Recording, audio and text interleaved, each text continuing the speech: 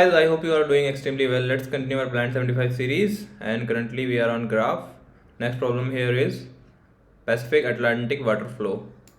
Let's start the discussion with problem statement. What it is saying? It is saying that we will be given M cross N rectangular island that borders both Pacific Ocean and Atlantic Ocean. Pacific Ocean touches the island's left and top edges like this, and Atlantic Ocean touches islands right and bottom edges like this. Alright, we'll be given M cross N grid, and here for each cell one number will be given, and it is indicating, ये क्या बता रहा है? ये बता रहा है कि इस ग्रिड में जो आइलैंड है उसकी हाइट क्या है. 1 डिनोट कर रहा है कि हाइट 1 है. 5 डिनोट कर रहा है कि इस पार्ट की हाइट 5 है. और इसमें हमें करना क्या है? करना ये है कि आइलैंड को पार्टीशन करा गया है grid of square cells that we know, और m cross n number of cells हो जाएंगे यहाँ पर, और हाइट दी गई है. एंड अगर यहाँ पर बारिश होती है तो water can flow to neighboring cells directly north, south, east, west. If neighboring cell's height is less than or equals to the current cell's height, water can flow from any cell to adjacent to an ocean into the ocean. Okay, let me explain you what it is saying. क्या कह रहा है ये कि problem statement में हमें grid मिलेगी कुछ इस तरह की ग्रिड, और ये ग्रिड ये सेल्स की हाइट को रिप्रेजेंट कर रही है. ये आइलैंड है. आइलैंड को हमने डिवाइड करा है m cross n number of cells में, नंबर ऑफ पार्ट्स में, जहाँ की m है number of rows and n है नंबर ऑफ कॉलम्स. और ये जो नंबर्स दिए गए हैं 1 2 2 3 5 1 2 2 3 5, ये हर एक पार्ट की हाइट डिनोट कर रहा है. ठीक है, यहाँ तक समझ में आ गया. ये दो तरह के ओशन है. अब जब यहाँ पर पानी गिरेगा, हर एक सेल पे बारिश होगी, पानी गिरेगा, तो पानी 4 डायरेक्शन में मूव कर सकता है, ऊपर नीचे लेफ़्ट राइट. और तभी मूव करेगा जब हाइट में क्या होगा, या तो बगल वाले की हाइट, नेबरिंग सेल की हाइट कम होगी या बराबर होगी, तो पानी वहाँ जा सकता है. All right. तो अगर हम 5 से देखें, यहाँ पर जा सकता है, यहाँ पर भी जा सकता है, यहाँ पर जा सकता है, यहाँ पर जा सकता है. ठीक है, 5 से ऑल डायरेक्शंस में जा सकता है. अगर हम 2 से देखें तो डाउन डायरेक्शन में नहीं जाएगा पानी, क्योंकि हाइट ज़्यादा है. यहाँ तक हमने समझ लिया कि पानी कैसे ट्रैवल कर रहा है. अब बताना क्या है यहाँ पर? बताना ये है कि अगर किसी भी सेल पे पानी गिरता है तो क्या वो पैसिफिक ओशन और अटलांटिक ओशन दोनों जगह पहुँचेगा कि नहीं पहुँचेगा, वही बताना है. उनका कोऑर्डिनेट्स बताना है हमें. और एक और बात, जो भी सेल्स यहाँ पर हैं, किनारे पर हैं पैसिफिक ओशन के और अटलांटिक ओशन के, ये सेल्स किनारे पर हैं, इनका पानी तो जाएगा ही जाएगा ओशन में, चाहे जितनी हाइट हो, पानी यहाँ से ओशन में जाएगा ही. ऐसे ही अटलांटिक ओशन में जाएगा. इन सेल्स का तो पक्का है कि पैसिफिक में जाएगा और इनका पानी अटलांटिक ओशन में जाएगा. ऑलराइट, हमें उन सेल्स का कोऑर्डिनेट बताना है जिन सेल से पानी दोनों ओशन में जाए. ओके, तो अगर हम यहाँ पर देखें, जो ये सेल अलग कलर से, डार्क कलर से हाईलाइट करे गए हैं, उनका पानी दोनों में जा रहा है. देख लेते हैं, 5 से देख लेते हैं. 5 3 पे जा सकता है, 3 से 2 पे जा सकता है, 2 से पहुँच गया पैसिफिक ओशन. ठीक है, और अटलांटिक जा सकता है. यस, 5 से 3 जा सकता है, 3 छोटा है 5 से. 3 से 1 जा सकता है, क्योंकि 1 छोटा है 3 से. यहाँ पर अटलांटिक ओशन में पहुँच गया. 5 का पानी तो दोनों जगह जा रहा है. अब देख लेते हैं इस 4 के लिए. 4 से 3 पर जाएगा, 3 छोटा है, और 3 से पहुँच गया पैसिफिक ओशन. 4 से 4 भी जा सकता है, अगर हाइट बराबर हो तो भी जा सकता है, और 4 से अटलांटिक पहुँच गया. इसके लिए भी सही है, इसके लिए भी सही है. और इसके लिए जो कि शेडेड नहीं है, जैसे ये 4, ये डार्क कलर में नहीं दिखाया गया, मतलब इससे पानी नहीं जा रहा है, पैसिफिक और अटलांटिक ओशन दोनों में नहीं जा रहा है. देखते हैं कैसे नहीं जा रहा है। 3 पे जा सकता है, ठीक है, 3 पे चला गया। 3 के बाद ऊपर नहीं जा सकता, बड़ी वैल्यू है। लेफ़्ट में भी बड़ी वैल्यू है, राइट में जा सकता है, ठीक है, राइट से अटलांटिक पहुंच गया। तो 4 का 4 पे जो पानी गिरा वो अटलांटिक तो पहुंच गया। अब पैसिफिक पहुंच रहा है क्या वो? यहाँ से तो सिर्फ अटलांटिक जा रहा है, देख चुके हैं। यहाँ से यहाँ जा सकता है, यहाँ से कहाँ जा सकता है? यहाँ से अटलांटिक ही आ सकता है। ना ऊपर जा सकता है, ना इधर जा सकता है लेफ़्ट साइड में। और नीचे से यहाँ आ गया, यहाँ भी आ गया, यहाँ आ गया, क्योंकि वैल्यूज़ आगे छोटी छोटी थी। 2 से 1, 1 से 1 भी आ सकता है, वैल्यूज़ बराबर हैं। 1 से कहीं जा सकता है नहीं, 1 से पैसिफिक नहीं पहुँच सकता है। ऊपर भी बड़ी है वैल्यू और लेफ़्ट साइड भी बड़ी है, नहीं जा सकता। तो 4 का अटलांटिक क्वेश्चन तो जा रहा है, पैसिफिक क्वेश्चन नहीं जा रहा है। हमने ट्राई कर लिया ऊपर वाले सेल से, लेफ़्ट वाले सेल से, डाउन वाले सेल से, राइट वाले सेल से, नहीं पहुंच पाएगा, वैल्यू बड़ी है इसकी। और चारों जो रास्ते थे हमारे पास उनसे हमने चेक कर लिया, 4 का नहीं जा सकता पैसिफिक, इसलिए हमने इसे आंसर में नहीं दिया है इसको। यहाँ पर इसे डिनोट भी नहीं किया गया है डार्क कलर से। तो हमें यही बताना है, उन सेल्स का कोऑर्डिनेट बताना है जहाँ से बारिश का पानी दोनों ओशंस पर जा सके। अब इसको हम कैसे ट्राई करेंगे, कैसे अप्रोच करेंगे इसको हम दूसरी तरह से सोचेंगे।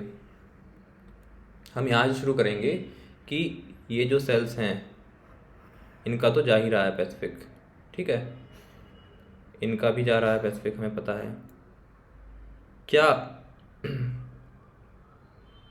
यहाँ से किसी सेल पे पहुँच सकता है? यहाँ पर जा सकता है पानी पैसिफिक का? हाँ, यहाँ यहाँ भी पैसिफिक का पहुँच जाएगा। अब हम क्या कर रहे हैं, हम सेल से पैसिफिक पर नहीं जा रहे हैं, हम पैसिफिक से सेल पर आ सकते हैं कि नहीं, किसी पर्टिकुलर पार्ट पे इस आइलैंड के आ सकते हैं नहीं, ये देख रहे हैं। यहाँ पर हम पहुँच सकते हैं पैसिफिक ओशन से, इन सारे सेल्स पर पहुँचा जा सकता है।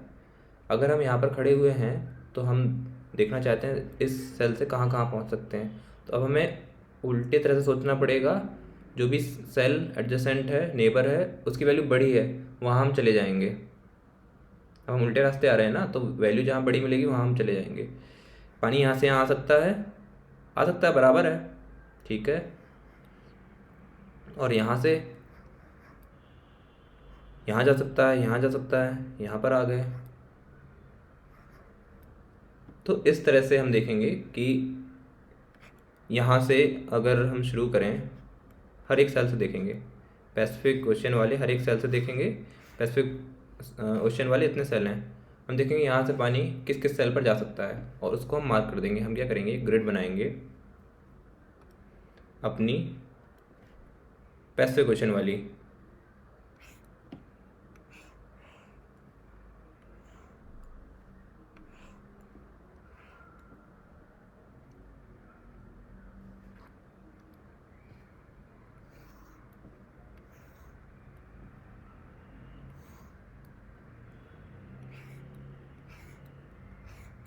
इस तरह से हम अपनी ग्रिड बनाएंगे और इसको शुरू में सारे सेल्स 0 होंगे, इनको 1 मार्क कर देंगे। ये हो गई पैसिफिक की ग्रिड।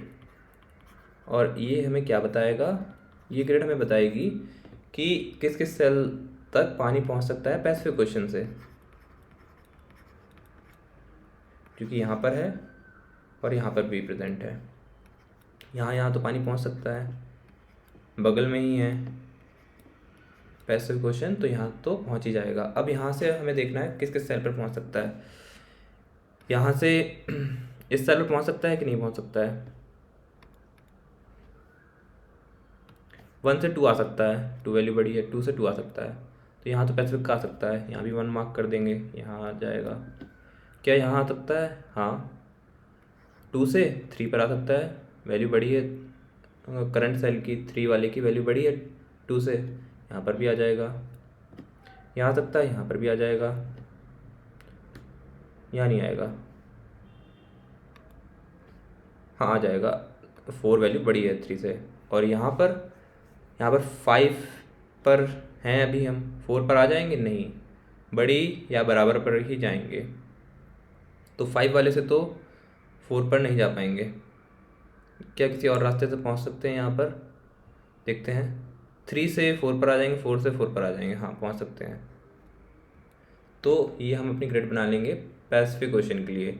इससे हमें पता चलेगा कि पैसिफिक ओशन का पानी किस किस सेल तक पहुंच सकता है। 2 से 4 आ सकते हैं, 4 से 5 भी आ सकते हैं, 5 से 3 नहीं जाएंगे, और नीचे भी नहीं जा सकते, वैल्यू छोटी है। 4 से 7 आ सकते हैं, 7 से 1 नहीं जाएंगे, 5 से भी 1 नहीं आ सकते। ऑल राइट, कोई और रास्ता है 3 तक पहुंचने का? 4 से भी नहीं आ सकते, 5 से भी नहीं आ सकते, और यहाँ पर नहीं आ सकते, लेफ्ट साइड से नहीं, ऊपर से नहीं, एंड हेयर ऊपर से नहीं आ सकते, और लेफ्ट साइड से भी नहीं आ सकते। तो ये वैल्यूज़ 0 रह जाएंगी, ये सारी वैल्यूज़ 0 रह जाएंगी।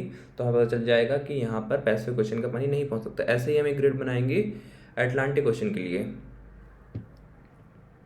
सेम तरह की ग्रिड, उसमें भी मार्क कर देंगे कहाँ कहाँ अटलांटिक ओशन का पानी पहुँच सकता है। उसमें हम शुरू करेंगे इन सेल्स से,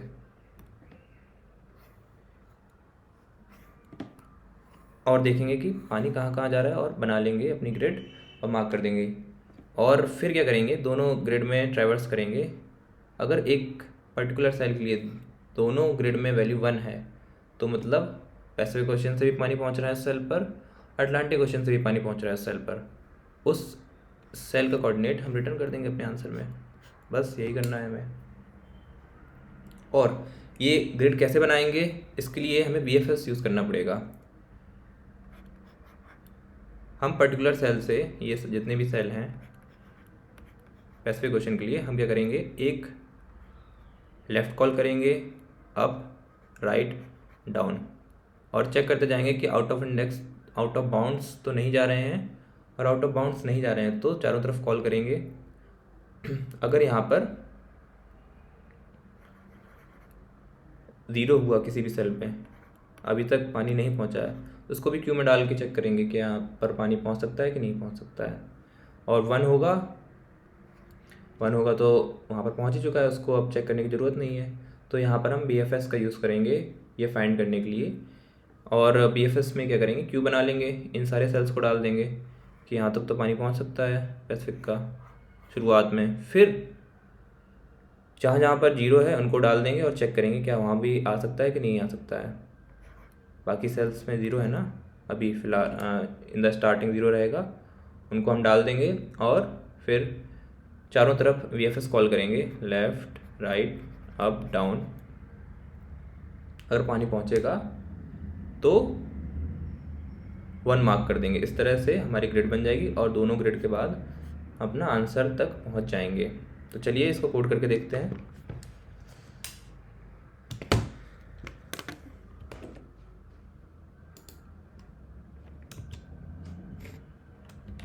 कितनी रोज़ हैं, सबसे पहले रोज़ फाइंड आउट कर लेते हैं। रोज़ होंगी हाइट्स डॉट साइज के बराबर, जितने भी इस फैक्टर ऑफ वेक्टर में जितने भी इंडेक्सेस होंगे उतनी तो रोज़ होंगी। और कॉलम्स कितने होंगे, कॉलम्स होंगे जो पहली रो है उसमें कितनी वैल्यूज़ डली हैं उतने ही कॉलम होंगे यहाँ पर। ओके, अब अपने पैसिफिक और अटलांटिक ओशन के लिए 2 डिफरेंट ग्रिड बना लेते हैं।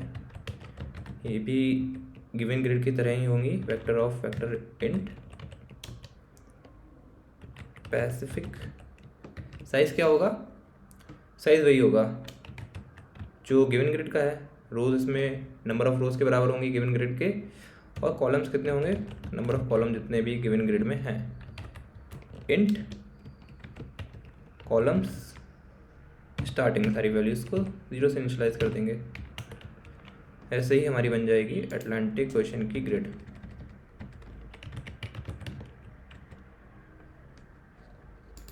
ऑल राइट, अब हम फिल करेंगे इसको।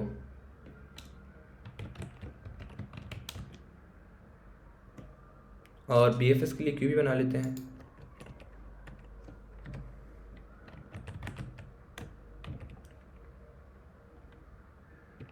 क्यू में क्या स्टोर कर रहे होंगे, क्यू में हम उन इंडेक्सेस को, उन कोऑर्डिनेट्स को स्टोर कर रहे होंगे आइलैंड के वो पार्ट उनका कोऑर्डिनेट स्टोर कर रहे होंगे जहाँ तक पैसिफिक ओशन का वाटर पहुँच सकता है। It will be Q of pair of int and int. I am giving name PQ for Pacific Q, and similarly I will do it for Atlantic Ocean. I'll name it as AQ. All right, I equals to 0, I less than rows, I plus plus। तो चलिए अभी क्या करते हैं कि Pacific ocean की grid और Atlantic ocean की ग्रिड में 1 मार्क कर देते हैं जहाँ जहाँ पानी पहुँच सकता है रेस्पेक्टिव ओशन का, और इन क्यू में भी पुश कर देते हैं वो कोऑर्डिनेट दोनों क्यू में जहाँ जहाँ वाटर पहुँच सकता है, कुछ इस तरह से। पैसिफिक, अभी हम क्या कर रहे हैं, रोज के लिए चला रहे हैं लूप।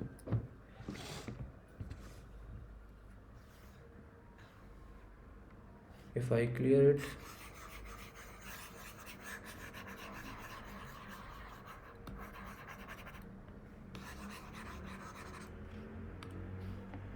अभी हम रोज के लिए चला रहे हैं। रोज की डायरेक्शन क्या है, ऊपर से नीचे आ रही है रोज हमारी। ऊपर रो 0 है, देन 1 2 3, कुछ इस तरह से।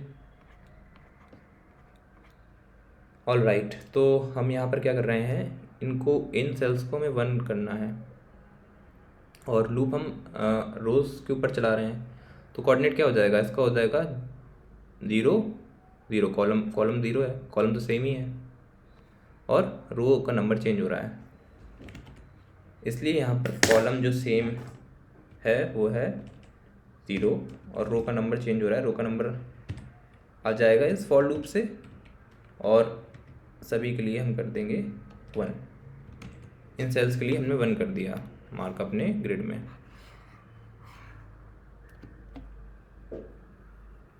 ऑलराइट, इनको क्यू में भी पुश कर लेते हैं, पैसिफिक ओशन वाली।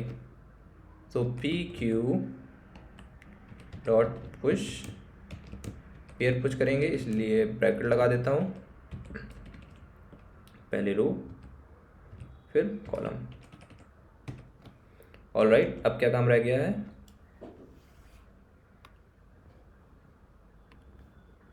इनको हमने 1 से मार्क कर दिया पैसिफिक के लिए, इनको भी मार्क कर देते हैं 1 अटलांटिक के लिए, क्योंकि यहाँ से वाटर पहुँच सकता है अटलांटिक, इनको 1 मार्क कर देते हैं।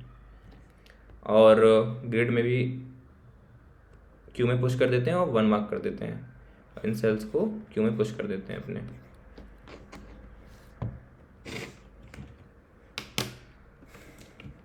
अटलांटिक,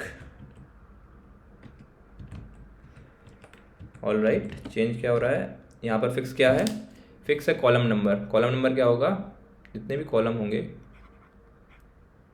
-1, यही तो होगा सभी का कॉलम नंबर। और रो चेंज हो रही होगी, रो नंबर हम ले लेंगे लूप से, रो नंबर ले लिया लूप से, कॉलम नंबर फिक्स है, वो क्या है, जितने भी कॉलम्स हैं -1, सेट कर दिया 1, और इनको पुश भी कर देते हैं क्यू में, पर इस टाइम हम अटलांटिक ओशन वाली क्यू में पुश करेंगे। डॉट पुश, पेयर बना लेते हैं कोऑर्डिनेट का, पहला रहेगा I, दूसरा रहेगा कॉलम नंबर -1। इस तरह से हमने ये सभी मार्क कर दिए और क्यू में भी डाल दिए, और ये सभी भी मार्क करके क्यू में डाल दिए। अब क्या करेंगे, अब इनको कर लेंगे, इनको और इनको। इसके लिए एक और लूप, फॉर लूप चलाते हैं जो कॉलम पर चलेगी अब।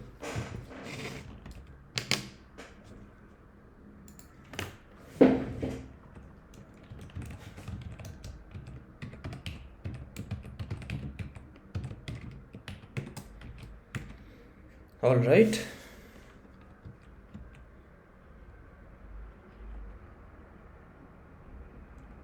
पैसिफिक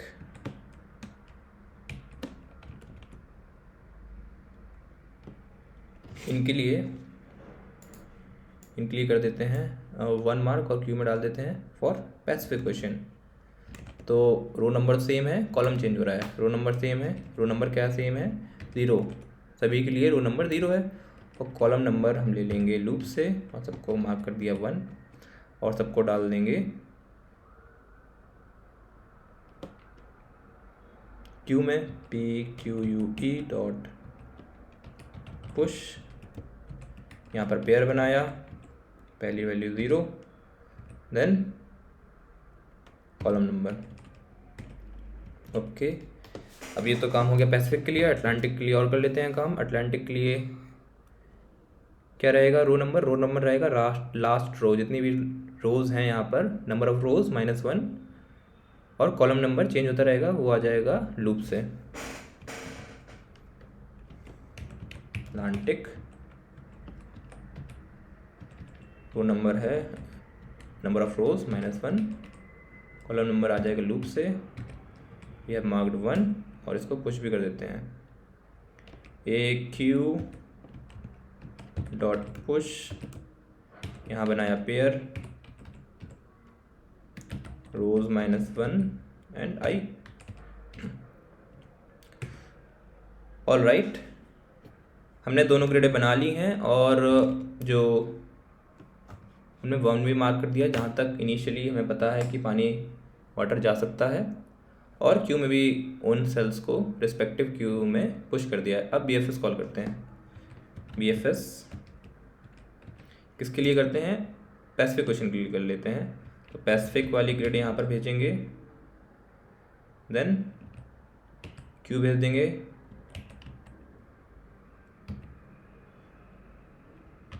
गिवन हाइट्स ये भेज देंगे, इनकी ज़रूरत पड़ेगी, then number of rows and number of columns.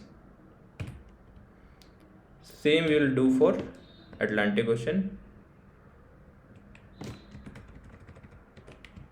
Will pass Atlantic grid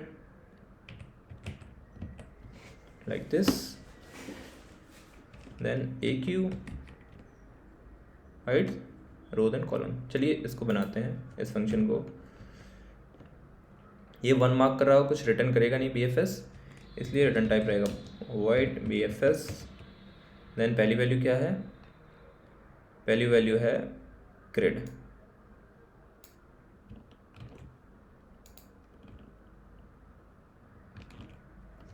यहाँ पर नाम देते हैं ओशन। पहली बार यहाँ पर पैसिफिक क्वेश्चन आएगा, पैसिफिक क्वेश्चन वाली ग्रेड आएगी, नेक्स्ट टाइम अटलांटिक क्वेश्चन वाली ग्रेड आएगी। नेक्स्ट पैरामीटर रहेगा क्यू के लिए,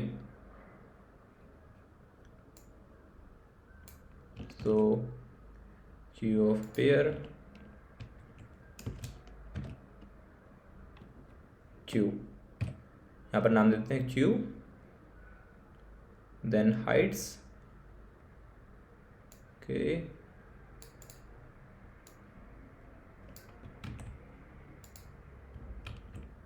गिवन ग्रिड भी आ गई, एंड कितने रोज हैं गिवन ग्रिड में, कितने कॉलम्स हैं।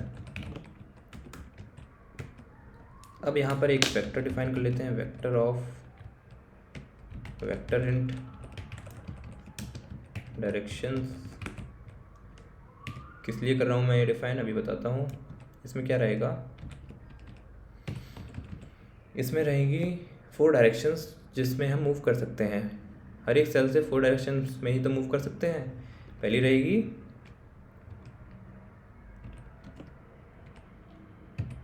राइट, देन डाउन,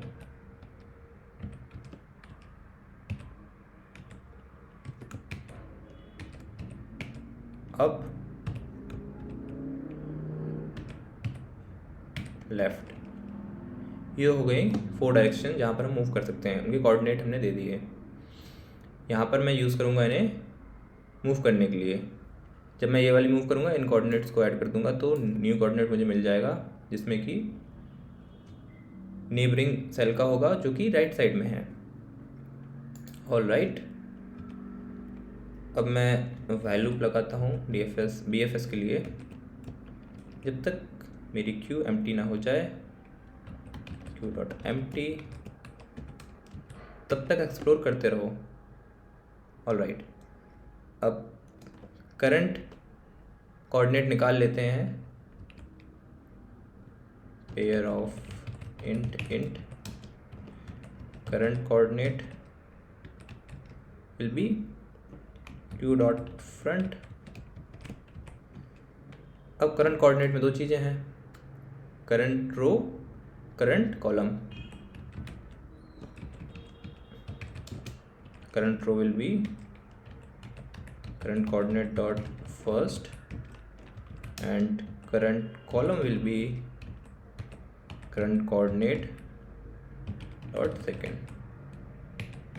अब इस कोऑर्डिनेट को हम अपने क्यू से निकाल सकते हैं, क्यू डॉट पॉप से निकाल देंगे। अब हम चेक करेंगे, अगर ये कोऑर्डिनेट जो हमें मिला है उसमें अगर हम डायरेक्शन ऐड कर दें तो न्यू कोऑर्डिनेट और न्यू कोऑर्डिनेट में न्यू रो और न्यू कॉलम क्या होगा।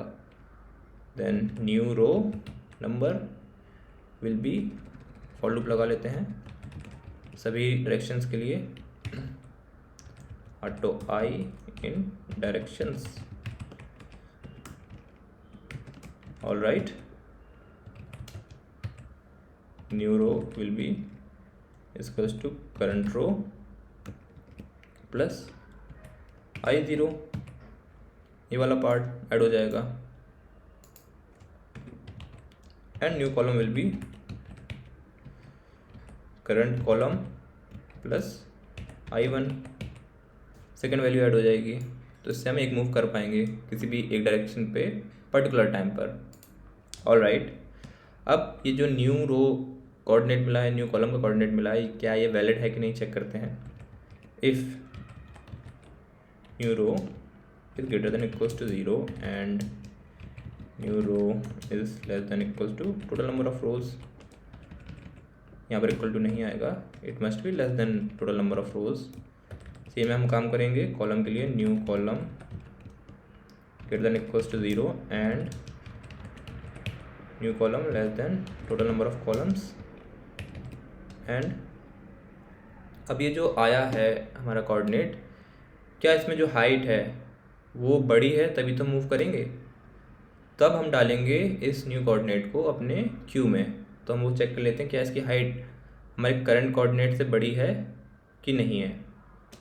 सो heights current row current column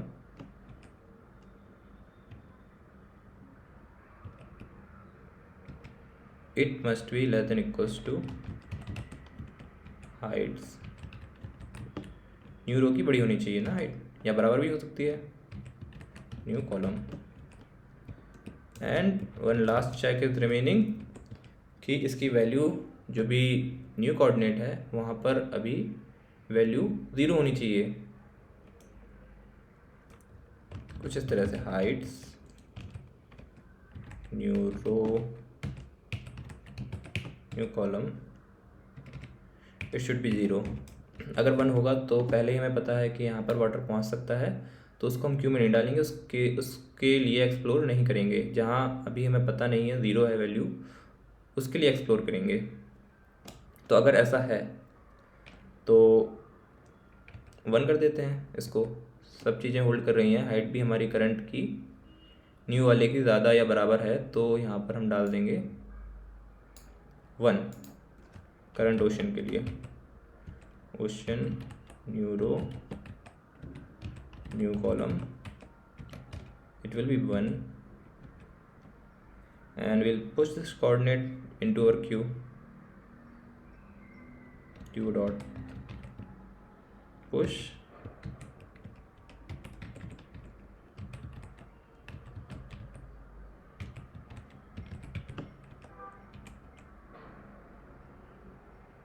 like this. ने 1 कर दिया और उसको पुश कर दिया, दैट्स इट। अब जहाँ जहाँ तक वाटर पहुँच सकता है उन सभी कोऑर्डिनेट्स पर 1 आ जाएगा, दोनों ओशन में, पैसिफिक में और अटलांटिक में। बस अब हमें देखना है कि कौन कौन से वो कोऑर्डिनेट हैं जिसके लिए दोनों पैसिफिक एंड अटलांटिक ओशन की वैल्यू 1 है ग्रिड की जो हमने बनाया है. So I am going to traverse through both the grids like this. I equal 0, I less than rows, I plus plus. ये हो गया रो के लिए. नाउ कॉलम के लिए less than columns, j plus plus. And if answer भी बना लेते हैं. आंसर का टाइप रहेगा vector of vector in answer if Pacific ij is equals to 1 and Atlantic ij भी 1 है. तो इस कोऑर्डिनेट को डाल देते हैं आंसर में. Answer dot push back i comma j. At last we'll return our answer like this. I hope I have not made any mistake. Let's try to run it and see. And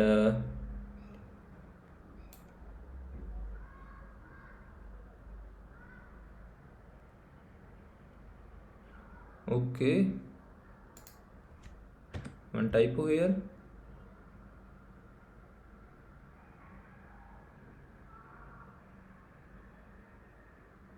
Let's try again.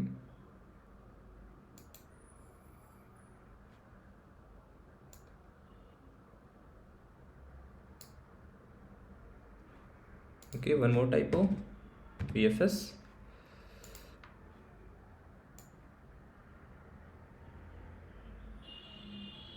And I think some more mistake is there. Let's find it out. Yes, यहाँ पर Heights नहीं लेंगे vector हम, ये तो given है. हम लेंगे अपना जो करंट ओशन में वहाँ पर 0 होना चाहिए. Like this. Now let's try to run it again. Yes, giving correct answer. Now let's try to submit it.